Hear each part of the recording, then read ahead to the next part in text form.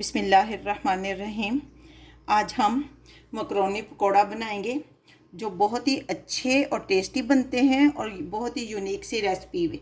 आप भी बनाइए, उम्मीद है कि आपको बहुत अच्छे लगेंगे। ये देखें, ये मकरोनी और ये मकरोनी है हमारी, तो बहुत अच्छे और टेस्टी बनते हैं, सॉफ्ट से, और इसके अंदर ज़्यादा ऑयल भी नहीं जाता।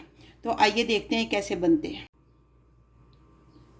मकरोनी पकौड़े बनाने के लिए हमने आधा कप मकरोनी लेकर उसको बॉईल कर लिया है, और ये हमने बंद गोभी ली है, एक बैंगन, एक आलू लिया है। गोभी को इस तरह हम, ये बंद गोभी है, इसको इस तरह बारीक काट लेंगे, इससे क्रंच बहुत अच्छा पकौड़ों को आएगा।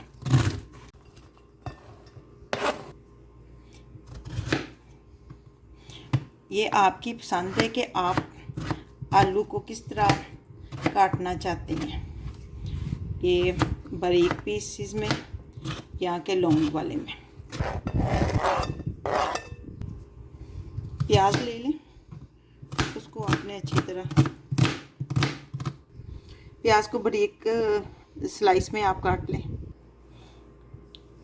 बैंगन आपने लेना है और इसको भी स्लाइस की शक्ल में काट लेना है आपने।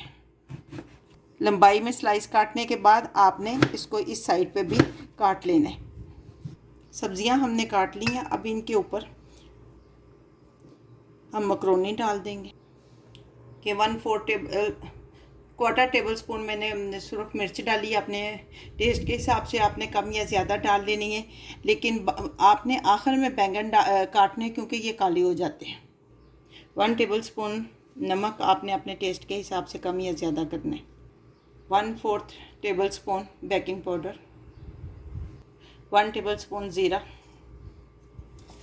1 टेबल स्पून साबुत धनिया, आधा कप आपने इसमें बेसन डालना है। इसमें मैदा आपने बिल्कुल ऐड नहीं करना, क्योंकि बाज़ार में जो मिलते हैं उसमें मैदा भी ऐड होता है, लेकिन सबसे अच्छे पकौड़े बेसन के होते हैं। तो आपने, मुझे लग रहा है कि मैंने आधा कप डाला है, लेकिन कम हो गया, कम होगा, थोड़ा सा मैं और डाल लेती हूँ। ये आपने देख लेना कि अगर कम या ज़्यादा बेसन अपने हिसाब से एडजस्ट कर लेना। जितनी आपकी चीज़ें होंगी उतना ही बेसन भी जाएगा।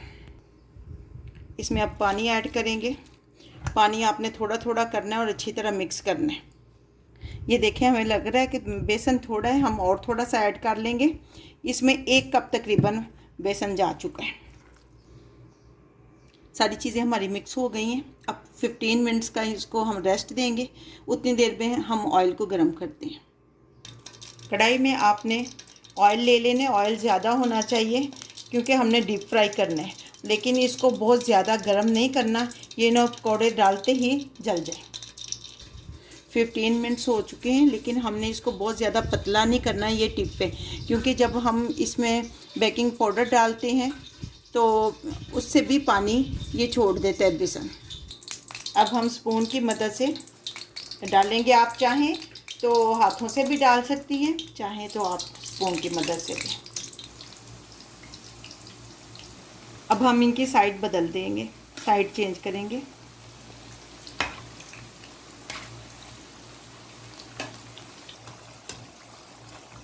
अब देखिए खूबसूरत सा कलर हो गया। अब हम इसको निकाल लेंगे। लें जी, हमारे मकरोनी पकौड़ा बनकर तैयार हो गए हैं। ये बहुत ही यूनिक से पकौड़े बनते हैं और टेस्ट भी इनका बहुत लाजवाब है, टेस्ट भी लाजवाब है।